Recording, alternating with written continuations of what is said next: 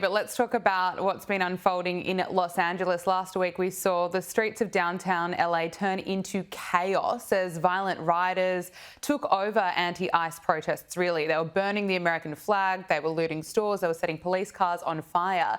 And now the FBI is tracing the money to find out who is funding the riots. Listen to this. Unfortunately, we've seen individuals whose intentions are to cause damage and to assault law enforcement.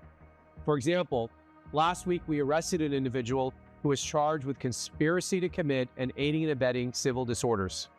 These violent agitators put peaceful demonstrators at risk. The FBI and our federal partners will continue to investigate individuals and organizations who are knowingly funding or committing acts of violence against law enforcement, as well as the destruction of property. We are currently tracing money to determine who is providing funding for these riots. Funding crime doesn't just affect the criminals, it also disrupts entire communities. Each dollar funneled into illegal operations fuels violence, undermines law and order, and perpetuates fear. Well, it's a pretty strong warning for those potentially funding the riots. You know, this is what we needed during the George Floyd riots 5 years ago, and it didn't happen. And there were people funding that. There are people funding this. And obviously these protesters aren't bringing their own bionic face shields and their own weapons. They're getting it from a source, many sources probably. And that does need to be investigated. These folks are attacking police, they're attacking National Guard, they're destroying property. And they're trying to prevent ICE agents from doing their job. Remember, President Trump was elected on this platform. The American people said, yes, we want people that are here illegally to be deported. He's trying to implement that policy. And these folks are saying, no, we're not going to allow you to follow the law, follow what the American people wanted. We're stopping it. And we're funded by folks that are going to try to help us take on the police. And that's got to stop. So hopefully the FBI is going to get to the bottom of who's behind this. And I would assume that you might have a connection to a guy named George Soros, but we'll have to see.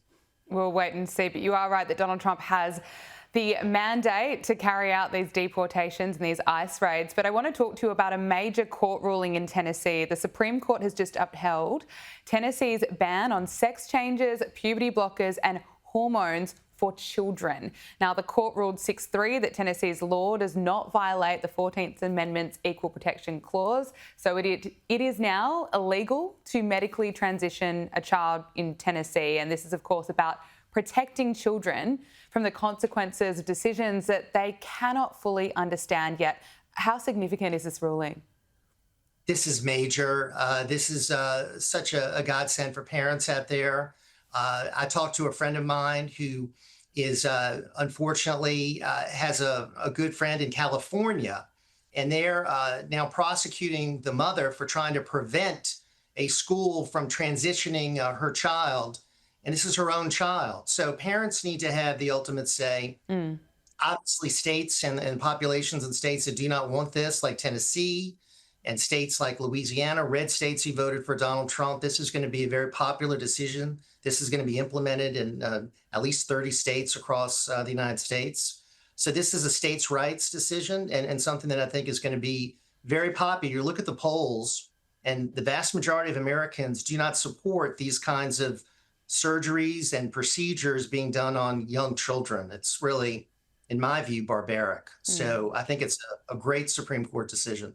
Absolutely. Now, we know the southern border has essentially been closed since Trump returned to power, but the numbers are absolutely amazing. That Customs and Border Protections did not release a single illegal immigrant into the United States during the month of May, not one, according to reports. So this is a massive contrast to May last year under Joe Biden, where there were 62,000 people released into the United States. It's amazing. I mean, the border's been shut down, and this is, you know, we're just 5 months into his term, and we really haven't even gotten the big, beautiful bill passed, which is going to include all the money for the border wall and additional border security. This has been done now, and then a report came out today that 1 million people have already self-deported.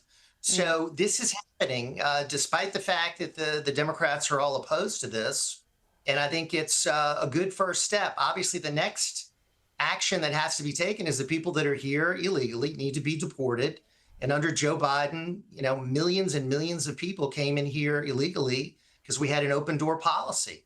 And now we've shut the door, and we're going to have border security. And I think it's a very amazing result in such a short time. I mean, zero.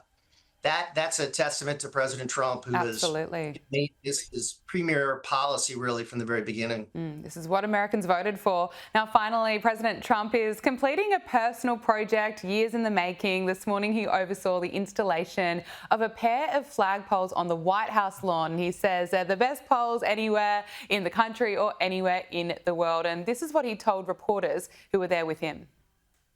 I've had it for a long time.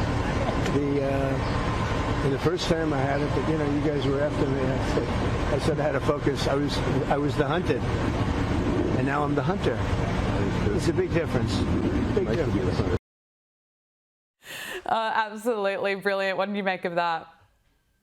Donald Trump has had a great relationship with the American flag. He shares a day with the American flag. Flag Day is his birthday. And he always talks about his love of the American flag, and he wants to protect it, make it illegal for anybody to deface or burn or destroy the American flag.